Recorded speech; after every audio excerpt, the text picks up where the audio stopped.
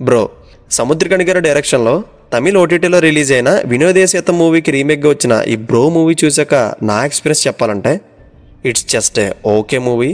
కానీ చాలా drawback portions ఉన్నాయి. అవేంటో తెలుసుకునే ముందు ఒకసారి ఈ మూవీ ప్లాట్ గురించి మాట్లాడుకుంటే, ఒక కంపెనీలో ఏజీఎంగా వర్క్ చేస్తూ పీస్ఫుల్ లైఫ్ లీడ్ చేస్తున్న మార్కండేయ లైఫ్లో సడన్గా ఒక డ్రాస్టిక్ చేంజ్ జరిగి లైఫ్ యూటర్న్ తీసుకుంటుంది.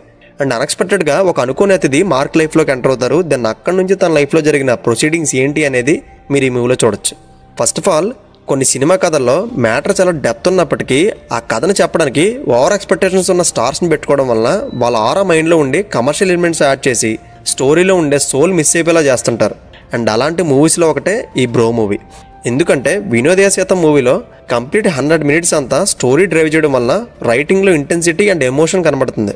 కానీ ఇందులో పవన్ కళ్యాణ్ గారు ఉండడం వల్ల ఏమో ఆయన కోసం అన్నెసెసరీ సాంగ్స్ని, అనవసరమైన ఎలివేషన్లు యాడ్ చేసి స్టోరీని డైవర్ట్ చేసేస్తుంటారు. కోర్స్ అవన్నీ ఫ్యాన్ స్టఫ్ అయి ఉండొచ్చు, బట్ నార్మల్ ఆడియన్స్కి ఇవేమీ అవసరం లేదు. అండ్ కథకి ఇవన్నీ ఫుల్ కాంట్రాస్ట్గా ఉండడం వల్ల దాని ఎఫెక్ట్ స్టోరీ మీద పడుతుంది. అండ్ మూవీ స్టార్ట్ అయిన 10 మినిట్స్లోనే స్టోరీలోకి వెళ్ళిపోతారు. దాని పవన్ కళ్యాణ్ గారి ఎంట్రీతో ఒక ఎనర్జీ బిల్డ్ అవుతుంది. కానీ దాన్ని యూటిలైజ్ చేసుకోకుండా స్క్రీన్ ప్లేని ఫ్లాట్గా నడిపించారు. బట్ అలా అని బోర్ కొట్టదో, ఎంగేజింగ్గా కూడా ఉండదు. ఫస్ట్ సీన్ నుంచి ఎండింగ్ వరకు ఒకటే గ్రాఫ్లో వెళ్తుంది. అండ్ క్లైమాక్స్ 15 మినిట్స్ మాత్రం ఇంట్రెస్టింగ్గా డిజైన్ చేశారు. అండ్ మూవీలో ఉండే స్టోరీ లైన్ మాత్రం చాలా బాగుంటుంది. అండ్ ఫ్యూచర్ గురించి ఆలోచించకుండా ప్రెజెంట్ ఉన్న టైంని ఎంజాయ్ చేయాలన్న ఒక యూనిక్ పాయింట్కి ప్రతి ఒక్కరు కనెక్ట్ అవుతారు. అండ్ దీన్ని ముందుకు తీసుకెళ్లే ప్రాసెస్లో సాయి ధరమ్ తేజ్ గారు అండ్ పవన్ కళ్యాణ్ గారు ఫుల్ ఎఫర్ట్ పెట్టారు. అండ్ వాళ్ళ బాండింగ్ స్క్రీన్ మీద బ్యూటిఫుల్గా ఉంటుంది. అండ్ పవన్ కళ్యాణ్ గారి ఎనర్జీ కానీ, సాయి ధరమ్ తేజ్ గారి ఇన్నోసెంట్ క్యారెక్టరైజేషన్ ఈ మూవీకి major advantage.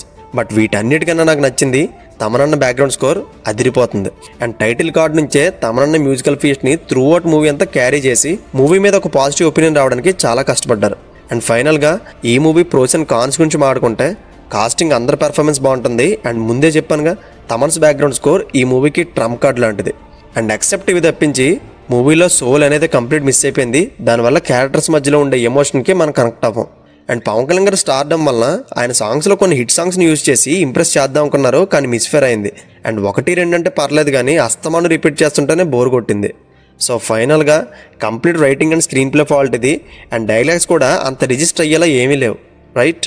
So that's it guys. Pawan Kalyan గారు అండ్ సాయి ధరమ్ తేజ్ గారు లీడ్ రోల్ చేసిన ఈ బ్రో మూవీ మీద నా ఒపీనియన్. ఒకసారి ట్రై చేస్తే ట్రై చేయండి.